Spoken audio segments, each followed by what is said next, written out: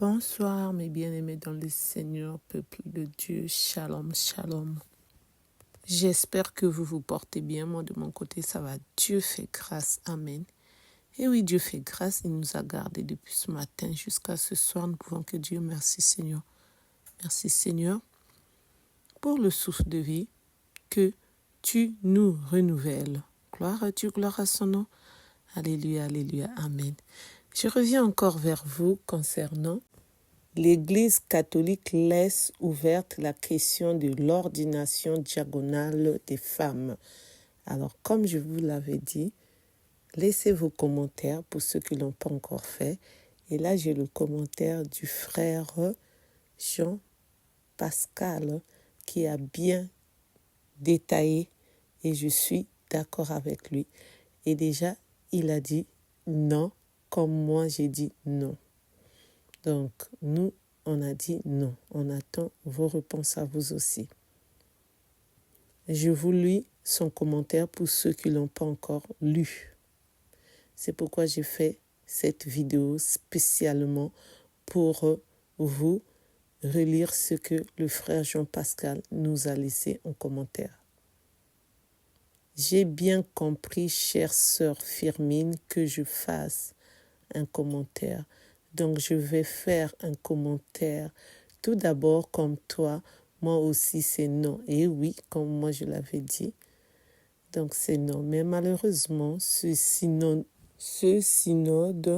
sur la synodalité ne discute pas seulement de l'ordination des femmes comme diaconesses, mais pour certains participants, la prochaine étape sera de faire comme chez les protestants, de nommer les femmes prêtresses comme les femmes pasteurs.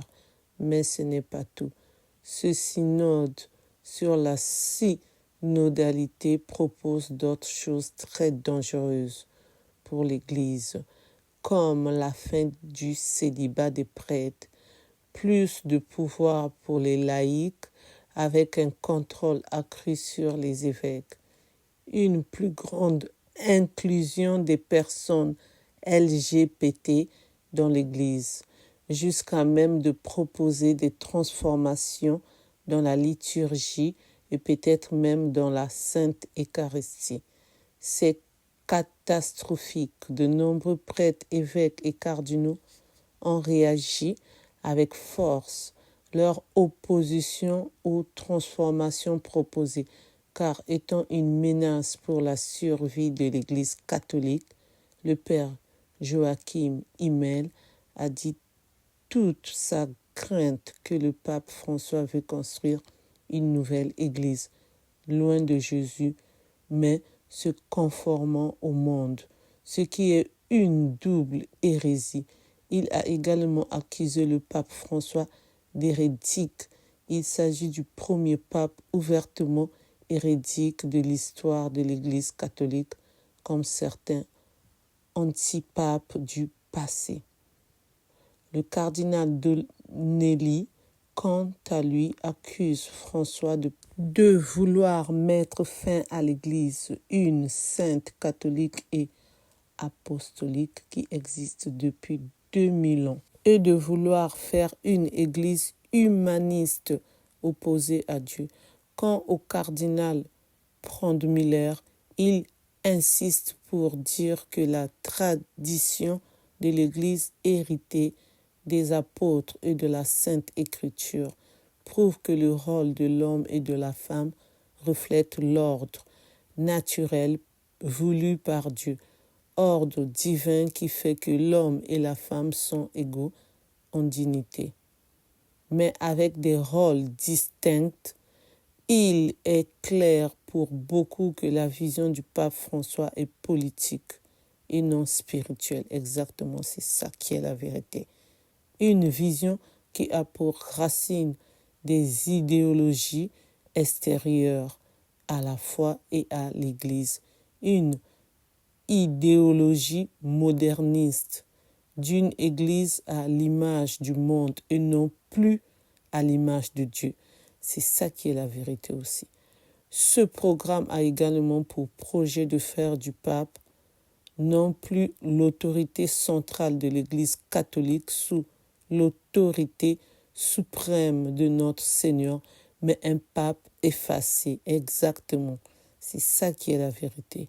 Au pouvoir limité, un pape qui n'aura comme pouvoir d'inaugurer les chrysanthèmes.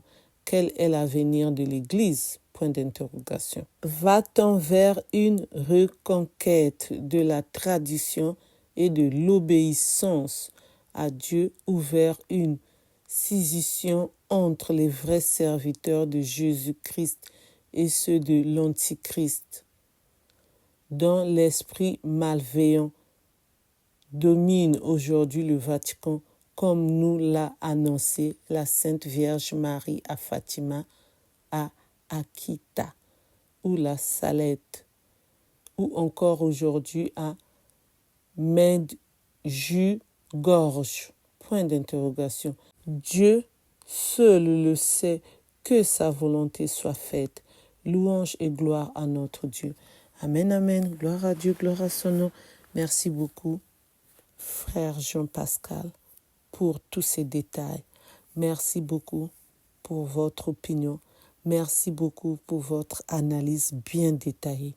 Ça nous éclaire vraiment, nous les enfants de Dieu. Moi, je te dis merci et nous te disons merci, nous le peuple de Dieu, nous les enfants de notre Père. Amen, amen. Je vous souhaite bonne nuit dans le nom tout-puissant de notre Dieu. Amen. Que le bon Dieu continue à nous garder, à nous protéger. Amen. Que nous soyons tous et toutes vivants et vivantes demain. Que le bon Dieu nous renouvelle le souffle de vie. Amen, amen. Que le bon Dieu nous pardonne de tous nos péchés. Amen. Confions-nous à notre Dieu. Remettons tous nos problèmes. Lui, c'est lui qui est le seul roi, celui qui est le Tout-Puissant, le roi des rois. C'est lui qui va nous donner la solution à tous nos problèmes pour chacun de nous. Et c'est lui qui va guérir nos blessures et nos maladies. Amen.